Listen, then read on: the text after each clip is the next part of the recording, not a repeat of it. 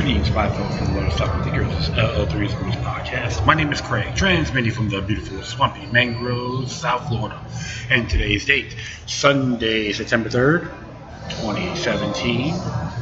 Yes, I am at CJ's Java Lounge, located at 400 Southwest 1st Avenue, Suite 1 to be exact, along the New River of Fort Lauderdale, Florida, within the Yacht Club building, which is alongside southwest section of the Andrews Avenue Bridge.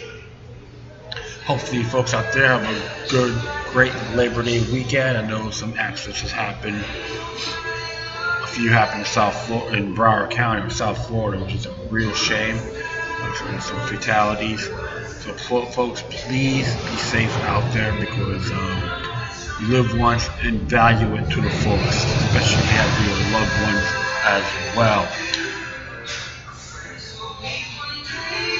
So when you do celebrate this holiday, always pay homage to the working class out there for trying to make your lives better.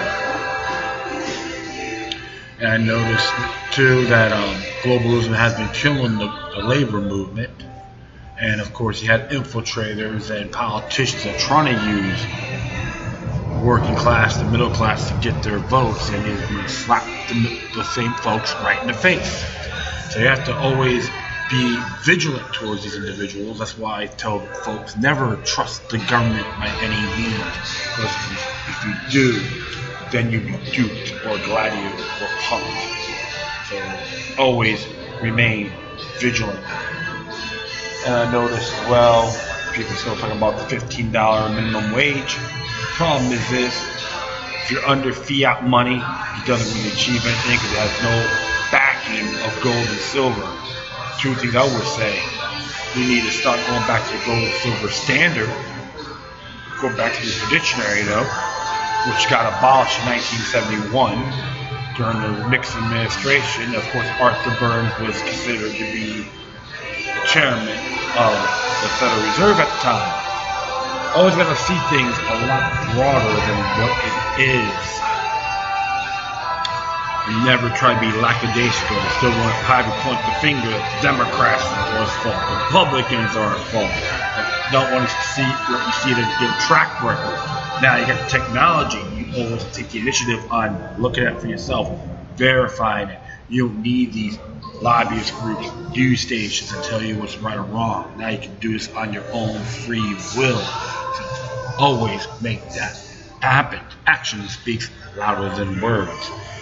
And we have one gentleman, Stephen Johnson Leba, being harassed on his free speech in this place he's staying in, the state of Washington, and he's being censored because he said his symbols are offensive, especially with the swastika.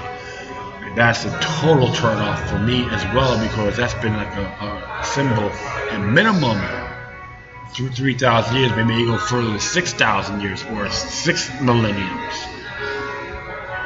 Went back to Egypt, Samaria. Even there's a claim that the Masons started that, which it was originally, the Freemasonry was originally started in Egypt. So I always gotta look at these history, my friends. Ignorance is enslavement. You see all these folks out there want to take down statues, take this down, take that down, because it's offensive, obscene. They're being duped. They're saying, "Come on, brave new world, I will spread my butt cheeks to get ahead in life." You folks know what I'm talking about. It doesn't matter if I offend you or not. Just to make you think what you're doing is entrapping yourselves and your children or everyone else within your community. And I know that for sure has been happening for a very long time, since censorship has been at least a 1,000-year practice, maybe more. I see minimum a millennium. So I could be talking on a few things, so what the heck. But the truth of the matter is make sure you pay homage to the laborers that made your lives better. You know, all you folks out there who claim to be anti-union, you hate unions, you know what? Just stop watching sporting events. If you're a football fan, you hate unions, and you're contradicting yourself. That's right. Absolutely. Don't be a parrot. Don't join the herd of conformity. Just for the weak, the pathetic, and the blasphemous. Alright, I know I'm digressed a little bit, but why not? I say that out of love and in good faith. So, just did a little work. Try to take time off, so I'm just a little bit more rejuvenated. So I'm gonna be going on a few areas here, which I find pretty cool. I'm actually gonna play a song as well. Hey, what's the blue moon? I want to do that. Oh, for entertainment purposes only. Not to make money off these tunes I put on my show, just to promote it and say, hey, buy it. All right, this came out with John W. Whitehead from the Rutherford Institute, and he is involved with the News Buzz community, which is public. Public can read it yourself. Came out yesterday. It says here, freedom of speech we hate, the legals ins and outs of the right to protest. There's a great quote here. If there is any principle for Constitution that more imperative call for attachment than any other, it is principle of free thought. Not free thought of those who agree with us, but freedom for thought that we hate. Supreme Court Justice Oliver Wendell Holmes made that quote. Do you agree? I certainly do. And we'll just proceed on here. There was a time in the country back when the British were running things that if you spoke your mind and ticked off the wrong people, you find yourself in a jail for offending the king. Wow, there's a lot of them out there right now. They're like running back the little king of King George's or Jorge's III. Reacting to this injustice when it's time to write the Constitution, the founders argued for a Bill of Rights. There's founders, of which the First Amendment protects the right of free speech. James Madison, the father of the Constitution, was very clear about the fact that he wrote the First Amendment to protect the minority against the majority. And there's a link for that too, so you can see it for yourselves. It's not making this up. It's from Federalist Papers 10. Alright, so definitely, look this up, man. Do your homework. You'd be surprised. So I'm like the rabbi here, okay, and the student as well. It says here, what Madison meant by minority is offensive speech. Unfortunately, we don't honor that principle as much as we should today. In fact, we seem to be witnessing a politically correct philosophy at play, one shared by both the extreme left and the extreme right, which aims to stifle all expression that doesn't fit within the parameters of what they consider to be acceptable speech. That's right. If my comments offend you, good. That means I'm inspired. I'm very inspired, right?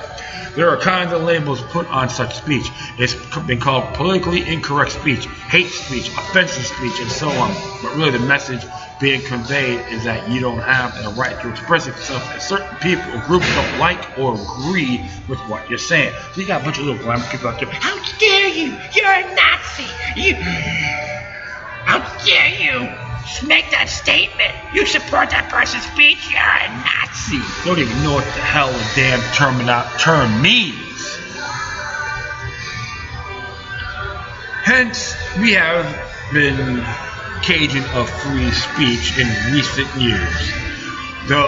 Through the use of the so-called free speech zones on college campuses and at all political events, requirement of speech permits in parks and community gatherings, and policing of online forums.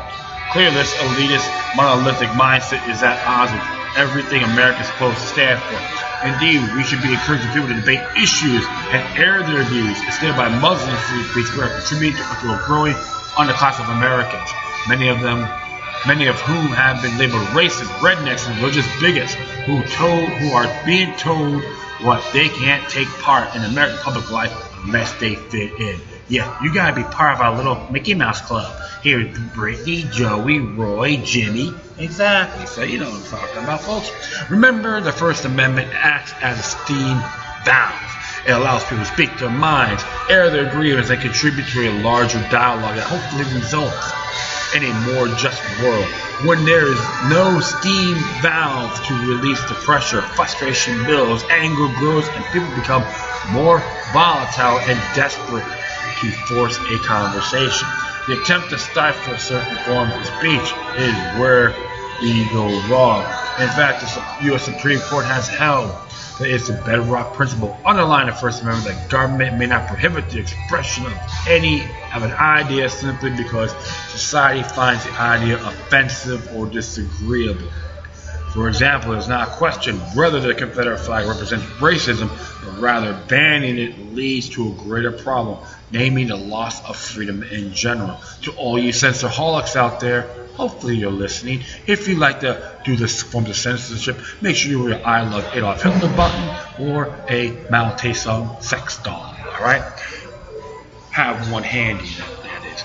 Along with constitutional right to peacefully, and that means non-violently, assemble the right to free speech allows us to challenge the government through protests and demonstrations and to attempt to change the world around us for the better or the worse through protests and counter-protests. As always, knowledge is the key. The following Constitution Q&A available in more detail at the Rutherford Institute, which is www.rutherford.org, is a good starting point. For all you folks out there, join this membership as soon as possible. You won't be disappointed. Sometimes the ACU may not pick up something, but the Rutherford Institute can. Okay, so let's give you guys some good input. Plus, John Whitehead is consistent at this as well. Okay, what gives me the right to protest? Here's the answer to that. The First Amendment prohibits the government from abridging the freedom of speech or the press or the right of the people to assemble and to petition the government for redress of grievances. Protesting is an exercise of these constitutional rights because it involves speaking out by individual people or those assembled in groups about matters of public interest and concern. Where can I engage in protest activity? The right to protest generally extends to places that are owned and controlled by the government, although not all government-owned property is available for exercising speech and assembly rights. However, beyond public or government property, a person cannot claim a First Amendment right to protest and demonstrate on property that is privately owned by someone else. This also applies to private property that is generally open to the public, such as shopping malls or shopping centers, although these areas sometimes allow demonstrations and other speech activity with permission from the owner. You are also entitled to engage in protest activities on land you own. The Supreme Court has ruled that government may not forbid homeowners from posting signs on their property speaking out on a political or social issue. Where are my rights to protest in traditional public forum? Places historically associated with a free exercise of expressive activities such as streets, sidewalks, and parks are traditional public forums, and the government's power to limit speech and assembly in those places is very limited. The government may not impose an absolute ban on expression and assembly in traditional public forums, except in circumstances where it is essential to serve a compelling government interest. However, expression and assembly in a traditional form may be limited by reasonable time, place, and manner regulations. Examples of reasonable regulations include restrictions on the volume of sound produced by the activity or prohibition on impeding vehicle and pedestrian traffic. To be a valid time, place, and manner regulation, the restriction must not affect restricting free speech based on its content, and it must not be broader than needed to serve the interests of the government. So it gives you those ins and outs. All right. Can I picket or distribute leaflets and other type of literature on public sidewalks? Yes. A sidewalk is considered a traditional public forum where you can engage in expressive activities such as passing out literature or speaking out on a matter of public concern and exercising the right. You must not block pedestrians or the entrances to buildings. You may not physically or maliciously detain someone in order to give them a leaflet, but you may approach them and offer it to them. I've done that so many times, and it is legit. See, one of the pet peeves I don't like when you got some officer telling him I'm going to be under arrest for soliciting, he doesn't even know what the damn law's about, or he's a bald-faced liar. Happened to me one time in Florida at Young Circle Park, which I'm not losing sleep over, but I'm pretty damn inspired. And I've read their policies and all that in front of their building called Memorial Auditorium.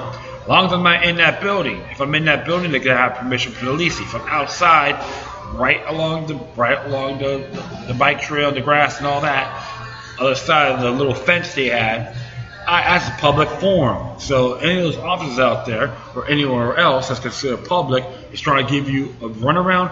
They need to ask a penile microphone, as far as I'm concerned. And I say that out of respect. But many of the officers out there are good, honorable folks. Of course, you got the one having a chip on their shoulder, or they get a complaint from some promoter that we're soliciting. And you know what? It doesn't cut it. Tell them you read the damn lease and shut up. That's one of the things I just can't stand. Yeah, because they did the same thing with me on jury notification at this college, which is a sidewalk, public sidewalk, and the guy told me, oh, we have to go all the way at the end, like on the streets. No, I don't. I'm going to call the police. Go ahead. You're going to use my phone. He walked away. And the officer passed right by me a few times. No problem. Because I'm doing everything legit.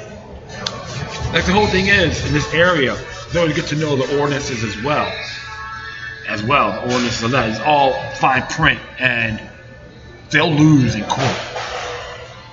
Action speaks louder than words, my friend. So, as long as you know these things, the less you fear. Alright, so I'm going to go over here. Can free speech be restricted because of what I say, even it is controversial? No. The First Amendment protects speech, even if the most people would find offensive, hurtful, or hateful.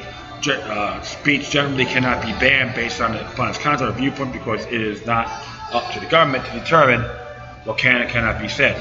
The bedrock principle of the First Amendment is that the government may not prohibit expression of an idea because society finds it offensive or disagreeable.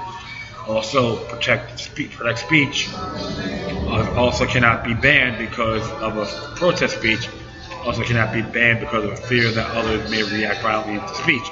Demonstrators cannot be punished or forbidden from speaking because they might offend a hostile mob. The Supreme Court has held that a heckler's veto has no place in the First Amendment law. So you can heckle, but a veto is a no-no. And I've done that I've done that a lot as well, and I can boldly admit it. The time when a bunch of us protested against Al Gore when he spoke at Madison Park around November 14, 2009, and then around September 21st, 2011, bullhorned Governor Rick Perry at the Riverside Hotel during lunchtime. It was fantastic. But you know what? I didn't have to use anger. I was heckling, but you know what? I never used anger, hatred towards these individuals. I just went on principle based on their actions. That's a big difference. If you want to be an activist, you always have to have merit. Don't just be a parent.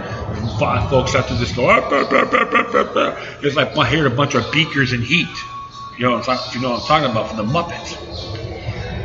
Alright, so let's hit this one here. How do rights apply to public places I typically visit? Your rights to speak out and protest a particular public place will depend on the use and purpose of the place involved. For example, the lobbies and office public buildings that are used by governments are generally not open to expressive activities because the purpose of these buildings is to carry out public business. Protesting would interfere with that purpose. Ironically, meetings of governmental bodies such as city council or town board are not considered public forums open for protest activities because the purpose of the meeting is generally to address public business that's on the agenda. However, some government councils and boards set aside time at the meetings when the public can voice their complaints. The grounds of public colleges and universities are generally considered available for assembly and protest by students and other members of the institution communities. However, those who are not students, faculty, or staff of the institution may deny access to the campus for speech and protest activities under rules issued by the school. Public elementary and secondary school grounds also not considered places where a person can engage in assembly and protest. However, students at these schools do not lose their right to free speech when they enter the school. First Amendment protects the right of students to engage in expressive acts of protest, such as wearing armbands and demonstrating opposition to a war that are not disruptive to the school environment. So as long as you're not interfering, they can do it during break time and all that, and recess. That's one good thing. Even myself, too, another experience I had was during the Republican debate. A bunch of Ron Paul supporters went out there, and I was a part of that march. And during that time, we're going right by where they had the facility where you're going to have the debates. There's some firefighters and so forth. They had them protest right. They had their signs right at the baseball field. Okay, at the outfield baseball field. Okay, and they had their signs, and you couldn't really see them. They're like duck, like a little dip. I'm like, hey, but like, what's going on here? Oh, they still have to be here. I was like, that's not a protest. Let me start lining up. We all line up single file on the sidewalk because that college, Fort Life University in Boca, is considered a public facility as owned by the taxpayers. And it was right interfering with classes and all that. And we just started going at it. The police were like wigged out. However, we ironed it out. And we just did our chants, and they loved it, man. The firefighters, they loved what we did because we stood up for what was right. Not just our rights, but theirs as well. And what was pretty cool, because we had this group of anarchists. We had little flyers about Ron Paul. We had these different views. Critical things, like they're a little bit critical, but not abrasive. And actually, believe it or not, they were good kids. They're good folks. And I gave them that respect to their views. And we had a great discussion, believe it or not. And they were pretty amazed what I knew, especially about Emma Goldman and all that, being anarchists. And the one thing they made clear, they don't hear it for the hype and or say, hey, he's not a Lord and Savior, which I agree completely. But you know what? It was honorable. These kids were great, but at least they get people to think. This is why I always admire stuff like that. Some people get a little bit angry at first, but you know what? Let's go talk to him, and it was a great chat. We chatted like 20-25 minutes, I would say. And that's how we do things. That's how you create relationships. We have a disagreement, but honorable discussions are fantastic, and they can share each other's views and see things a lot broader. That's how I am. I hope those chaps out there are doing great. All right, it says over here too, do permit in order to conduct a protest. Do I need a permit? As a general rule, no, a person is not required to obtain the consent or permission of the government before engaging in activities that are protected by the First Amendment. One of the main reasons for the Constitutional provisions was to forbid any requirement that citizens obtain a license or to speak out. The government cannot require that individuals or small groups obtain a permit in order to speak or protest in the public forum. However, sorry if I'm got a little bit of snippets today, so bear with me. However, a person or organization that wants to hold larger rallies and demonstrations, they may be required by local laws to obtain a permit. The Supreme Court has recognized that the government, in order to regulate competing uses of public forums, may impose a permit requirement on those wishing to hold a parade or rally. Government officials cannot simply prohibit a public assembly according to the discussion, but the government can impose restrictions on one place, time, and manner of peaceable assembly, provided that constitutional safeguards are met. Such time, place, and manner restrictions can take the form of requirements to obtain a permit for an assembly. Whether an assembly or demonstration requires a permit depends on the laws of the locality. A permit certainly required for any parade because it would involve the use of the streets and interfere with vehicle traffic. A permit to hold an event in other public places typically is required if the gatherings involve more than 50 persons or the use of amplification. Yeah, so you don't be disturbing the peace and all that, especially at night. Do counter demonstrators have free speech rights? Yes, they do, because counter demonstrations oppose you and the viewpoint of your demonstration does not mean they have any less right to speak out and demonstrate. However, a simple rule applies to counter demonstrators as applies to the original assembly. The group cannot be violent and must assemble and protest in an appropriate place and manner. So the whole thing is this: like if you got someone out there that have this, I would say, tyrannical views, okay, on government should be. Doesn't matter what paradigm it is. You can speak your mind if you boldly oppose it. So that's what I always tell folks. Sometimes violence is not always the answer when it comes to freedom. Only when it's necessary. But when it comes to these rallies and so forth, intellectual ammunition is the key. You throw out facts, you throw out merits, you put the truth out. You don't just blow smoke up anyone's rear end. You don't want to be a parrot. You want to think freely, have that conscience of what's on your mind, and throw it back at them. That's the way I am when I have these little counter demonstrations and so forth. And I don't have to scream and yell on top of my lungs. I just find that ridiculous. We all have our moments, even myself, when someone made a claim that I was some provocateur or agent and so forth at one rally. And because some people didn't like talking to me, but others took the initiative on having a chit chat with, and I appreciate it. Then anti-Trump rally, and one person gave me a photo and gave me a dirty look. I blew him a kiss on one of them. And I was getting a little bit antsy. However, I had to step back and I can't do that. So I got inspired more. But one thing a couple of them were happy about, because I did let them know that the BSO at the time would take photos of everybody. That's the name of the war on terror. So I was never the bad person. I just wanted to hear what their views were, which they are entitled, because I'm entitled to do, because, hey, I'm pro free speech. Whether if you agree with them or not, they have the right to be heard. We'll just give you that example. And during that time, too, counter-protesters had signs up, too, for pro-Trump and Hillary Clinton t-shirts. You know what? They have the right to speak their views as well. So I will continue on here. What can I do to exercise my right to protest? The Supreme Court of the United States has held the First Amendment protects the right to conduct a peaceful public assembly. The First Amendment does not provide a right to conduct a gathering at which there is a clear or present danger of riot, disorder, interference with traffic on public streets, or other immediate threat to public safety. Laws that prohibit people from assembling and using force or violence to accomplish unlawful purposes are permissible under the First Amendment. So there's links to that as well, based on cases and so forth, like what happened in Berkeley, okay, a few times, especially with Milo and Ann Collar, New Collar. They went and they get angry. They just start cracking the doors and create bonfires. That, to me, you just made asses out of themselves. That message saying, "Hey, we hate your views. You're not allowed here." So they're trying to be the nannies, the Mr. Frenches of the world. If you watch Family Affairs, it's an old TV show.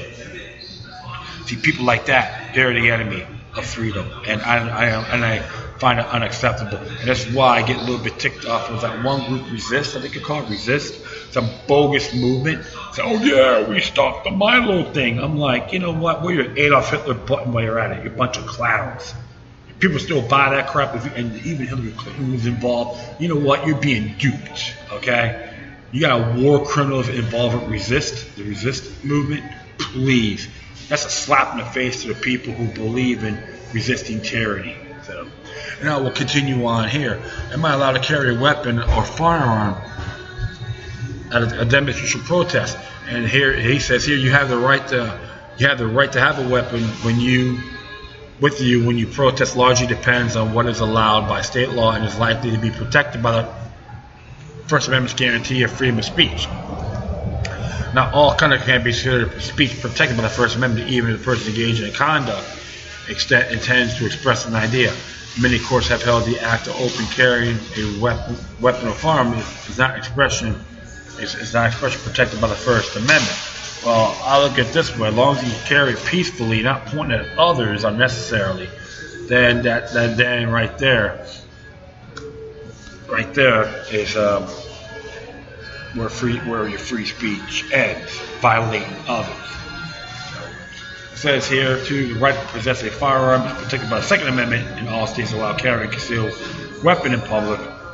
Although most require a permit to do so, some states allow persons to openly carry firearms in public. However, it is not yet considered whether the Second Amendment guarantees the right to possess a firearm in public. Thus, the right to carry a firearm at a demonstration or protest is a matter that depends on what is allowed under state law. Carrying other weapons such as stun guns, which are not firearms, is also subject to restriction imposed by state law. Possession of weapons also may be prohibited on certain places where demonstrations might take place, such as national parks.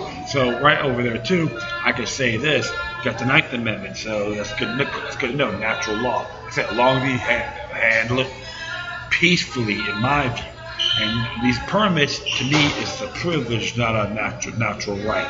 But we'll proceed here. Even if possession of weapon weapons is allowed. Their presence at demonstrations can rally can be intimidating and provocative, and that does not help in achieving a civil and peaceful discourse on issues of public interest and concerns. Demonstrations often relate issues, raise strong feelings among competing groups, and the presence of counter demonstrators make conflicts likely. If these situations where the purpose of the gathering is to engage in speech activities, firearms and other weapons are threatening, resulting in suppression of speech, and on the contrary, the purpose of the First Amendment allow all voices to be heard in a matter of public importance. I think you know what, because during a period of time people were being conditioned, like Pablo's dog, about firearms are bad, this and that, and then you get these little bogus, I call them heinous TV shows, which I stopped watching it because I see a lot of mind control going on, and it's a real shame that even the Church of Hollywood trying to say, oh, if everyone carries firearms at a rally, that's considered threatening. So it's like this whole trained social engineering process. When you start worrying about this right to bear arms, and of course enumerated rights, and how to handle it more peacefully, then you get people to think more. Some may be intimidated, but we start talking to them, you get an opportunity to open up their eyes without being anger and being aggressive, just assertiveness, and be the like I say, be the rabbi. Is teach, be the teacher, the rabbi. Like I said, what can't the police do in response to protesters? And his recent history, challenges to the right to protest have come in many forms. In some cases, police have cracked down on demonstrations by declaring them unlawful assemblies, or through mass arrests, illegal use of force, or curfews. Elsewhere, expression is limited by corralling protesters into so-called free speech zones. These advanced technologies are increasingly turned on innocent people, collecting information on their activities by virtue of their association with or proximity to a given protest. Even without active obstruction of the right to protest, police inspire intimidation and fear, can chill express activity, and result in self-censorship.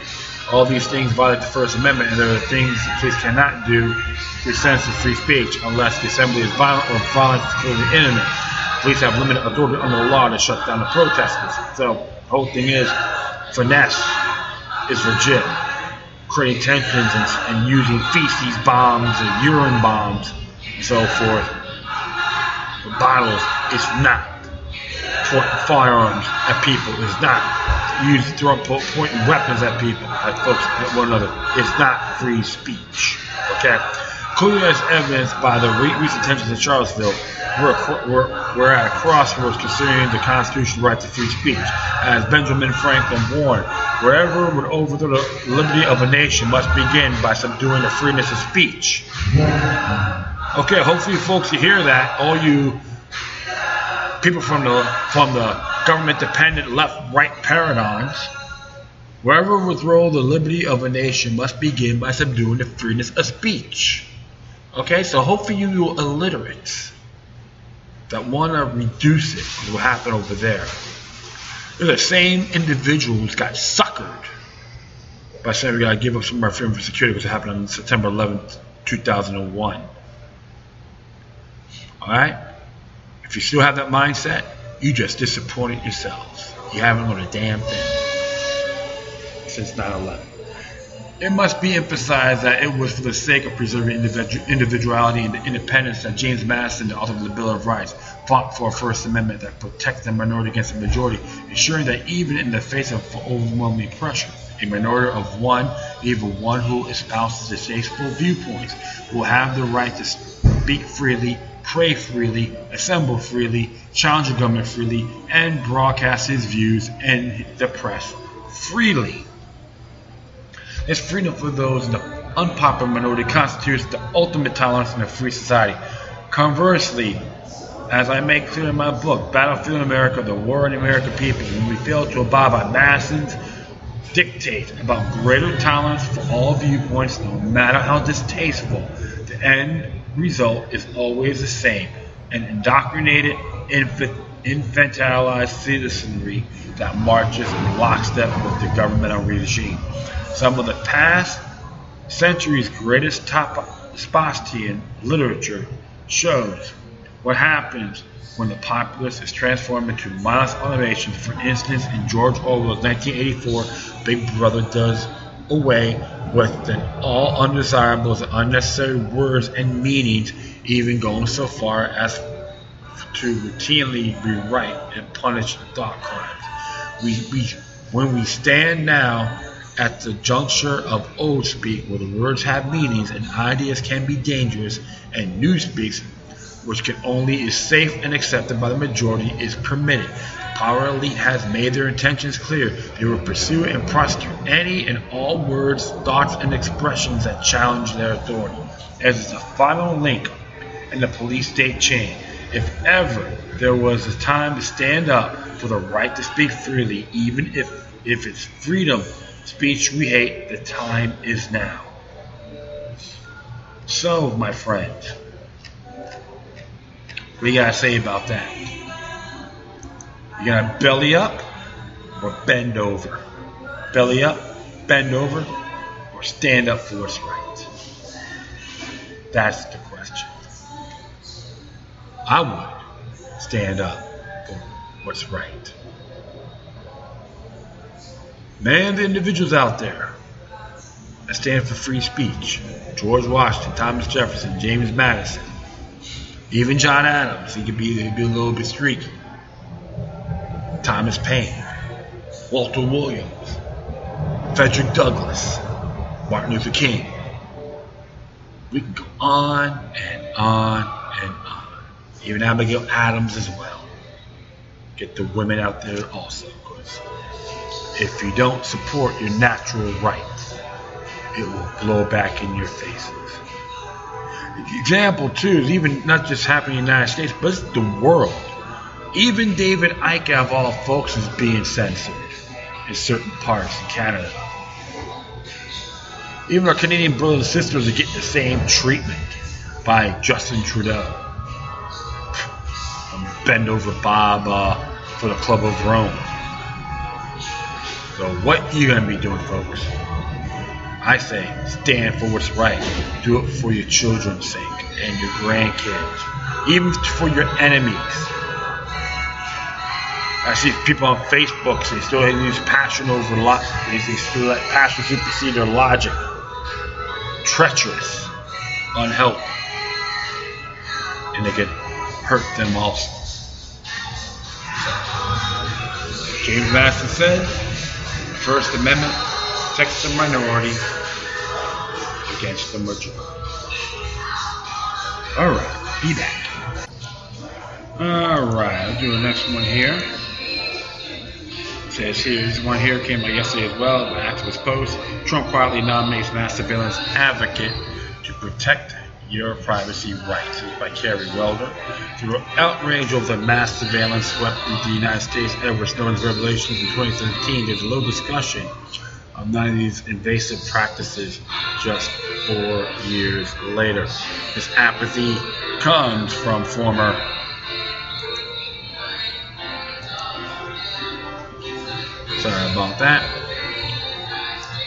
President Barack Obama's move to expand information sharing between agencies just days before Trump took office, after the Trump administration signaled its desire to continue widespread surveillance. Admitted its lack of attention toward the NSA, the president recently nominated a staunch advocate of mass surveillance to one chair of the few barriers standing between intrusive government spying and the American people's privacy. The Privacy and Civil Liberties Oversight Board was created in 2004 at the recommendation of the 9/11 Commission and was intended to help the executive branch balance the natural security priorities with individual rights, the Intercept reported earlier this year. The PCLOB is supposed to have 5 members, with more than 3 of whom come from the same political party, to employ a full-time chairperson to have regular access to the 17 intelligence agencies and to publish unclassified versions of its evaluations of U.S. espionage policy. However, as much of this year, the board was down just one part-time member, and its lack of personnel render is important, largely inputting. But with just one part-time board member left, another member's term ended last week. The agency had very few formal powers to police, so-called deep state, until President Trump nominates a new board. The Intercept report pursuant to emails they obtained regarding the remaining single member. Through the board has been deteriorating before Trump became president. It may now be further undermined as a result of this recent appointment. On August 25th, the president announced the nomination of Adam I. Klein to the chair of PCLOB, according to the White House release discussing this nomination. President Mr. Klein is a Robert M. Gates Senior Fellow at the Center for New American Security, where research centers on the intersection of national security policy and law. He previously served as law clerk to Justice Antonio Scalia of the U.S. Supreme Court and Judge M. Canaval, the U.S. Court of Appeals for the D.C. Circuit. Though the often late Antonio Scalia was considered somewhat of a defender of the Fourth Amendment, Klein fails to offer a strong buffer between intrusive policies and the American people. Through Klein co-authored an advisory report for the incoming Trump administration advocating balance between privacy and security. The paper criticized Edward Snowden and lamented the disintegration of trust in government his leaks help foster.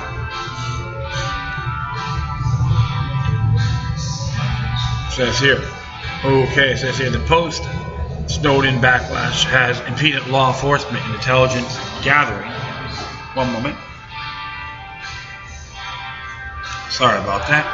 Harmed the U.S. technology industry's competitiveness in the international markets and created diplomatic friction with important allies. Most importantly, many Americans remain skeptical that their government respects their digital privacy. Through the authors go to highlight the importance of the leaks in bringing the issue of surveillance to the forefront and continually pay lip service to privacy. The authors' emerging goals appear to focus on getting Americans to trust surveillance. Though they do not advocate some reforms, they stress the importance of spy staples like the controversial Foreign Intelligence Surveillance Act, FISA courts, and affiliated Section 702 surveillance program, which will expire at the end of this year unless Congress reauthorizes. The Section 702 authorizes the broad collection of data, and though it allegedly applies to foreigners, also sweep up data of Americans. Hey, God bless the war and terror, right? We also highlight reform efforts like the USA Freedom Act, which ultimately did little to scale back the foundational framework of mass surveillance and simply added an extra step to the government process to obtain data. Digital rights group Electronic Freedom Foundation ultimately pulled their support for the bill because they believed the reforms offered were insufficient. Another example of reform they cite is Obama's Presidential Policy Directive 8828, which, according to EFF, offered no significant change to the actual surveillance the U.S. has been conducting, where Klein and his associates claim PPG 28 marked commitment is unequaled by another country. EFF argued the U.S. is 10 years behind Europe in requiring their government agencies to protect the privacy of non-citizens when government actions affect them. Further, in defense of Section 702, Klein published in the Wall Street Journal this July, he contended that 9/11 occurred because the American government did not have powerful enough surveillance apparatus. He praised the FBI for the terror attacks, conveniently omitting the reality that the FBI has made a habit in trapping unstable individuals, encouraging them to commit terror attacks, and then claiming credit for forwarding said plot. Klein also used court direct decisions to justify support of warrantless searches. Courts have found that this practice comports with the Constitution. In November 2015, the Foreign Intelligence Surveillance Court held that the Fourth Amendment did not require the FBI to get a warrant before conducting data background checks, which includes some 702 data. So they deserve a P9 microphone, right? Absolutely. However, both the FISA court and Section 702 have been thoroughly lambasted by the privacy experts and advocates. Through some advocates short of calling FISA rulings rubber stamps, despite their near universal approval of warrants requests. Some less disputed problems are the court's total secrecy and the lack of any type of defensive presence during proceedings that are conducted by a judge and the prosecution. As for 702, authorities of the ACLU shared its pitfalls in a letter in the House Judiciary Committee in February expressing the organization's opposition to policy absent meaningful reforms. The letter reads, a current form section 702 fails to comply with government's obligation under the Constitution of international law, and its sweeping nature results in collection of information from individuals which pose no threats to national security. Indeed, although the government has not provided comprehensive statistics on the use of 702, a Washington Post analyst over 160,000 intercepted emails likely collected under Section 702 was striking. 9% of individuals swept up in surveillance were not intended target, and nearly half of the files examined contained information or details related to a U.S. citizen or resident. Client showed no such concern, though he said he op-ed that Congress was the right to examine the privacy of implications of Section 702, powerful tools required powerful constraints. He refused to disavow the demonstrably invasive policy, he wrote. But members concerned about 702 should focus on bolstering the program's oversight and transparency, strengthened by judicial review and requiring both transparency about how prosecutors use 702 information rather than creating barriers to information sharing within the intelligence community. Make no mistake, though Klein advocates a balance between national security and privacy, and is likely generally is his rhetoric, he would say it comes down on the side of government surveillance. Considering Trump's previous actions and rhetoric, Klein's appointment is nothing short of predictable. After all, while campaigning for the presidency, Trump made it clear he sided with the unconstitutional widespread practices. And that is true. So, like I said, the more things change, the more it stays the same. And you know what? It's nothing new at all. This is why, my friends, you have to look at everything across the board. You have to observe. Never trust the government, including President Trump, with all due respect. That's why I always recommend the state's got to take action on privacy rights. If every state in the union does prohibitions and nullifications, and you know what? Then the federal government can't do a damn thing. Remember, every high-tech gadget has its flaw. And that is it. It will be shortened a little bit. A couple of things are happening right now. So I thank everyone for listening. Plus, feel free to download and share throughout your social media network. If you have any questions, comments, you may send something that's interesting and may want to check out. Whatever you do, please address your correspondence to the forum. You can hit me on Facebook, Twitter, Google+, Spreaker, iHeartRadio, Tumblr, YouTube, Freedoms Network, C.life, Minds.com, FutureNet.club, or if you want to be a patron, Patreon.com/LuckyLuck3rd. Monthly payments, that'd be great. I'll appreciate it. Or donations. In addition, you can email me at LuckyLuck3@gmail.com or LuckyLuckNumbers03@protonmail.com for you encrypted titles. Alright, so I actually made a prompt to play you a tune. It's from a good colleague of mine, which I see him come and go once in a while, but he's been doing music for all these years. For Morbid Angel, Gender Tortures, he gets some other projects as well. So it's a gentleman named David Vincent. He's based out of Austin, Texas now. Alright? He has a cool little tune called Drink with the Devil. Some people may find it critical, but you know what? It had a little Texas shuffle feel. Probably Johnny Cash. Very country blues. David Allen Coe. But it's entertaining. I give appreciation because, you know why? Music's still in his blood, and I have to honor that. So, homage to you, Mr. Vincent. Hope to see you on tour with this little side project of yours, alright? Check it out, my friends.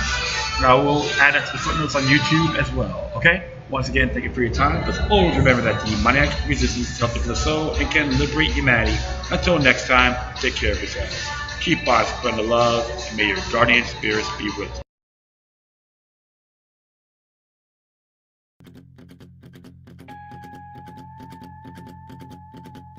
Drinking with the devil. Drinking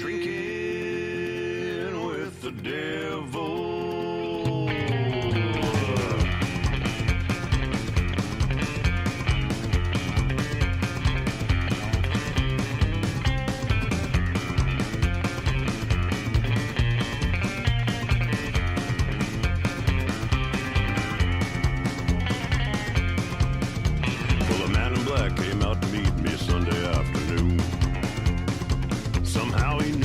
gonna be at church, he went straight to the saloon. But I was sitting with a couple friends as he walked in through the door. Looked right at me and told the keeper, serve that man one more, and put it on my tab. How cool is that? Well, I held my breath to keep in check my curiosity. How a stranger out of nowhere somehow's buying drinks for me. He said the reason I'm here, I'll make it clear, my boss man's watching you. So raise that glass, show some class, and give the devil his due. Oh no. He said the devil knows you play his music and you do it well, and he's saving your soul a special place when you finally get to hell. And I've been warned about these very things for many years, but I've tended just to blow it off and tip back 2 more beers. That's how I'm drinking. Drinking with the devil. Drinking with the devil. I'm drinking with the devil. I'm tipping every bottle till they're dry. Drinking myself nearly 6 feet under. This drinking's tearing up my smile. Oh yeah.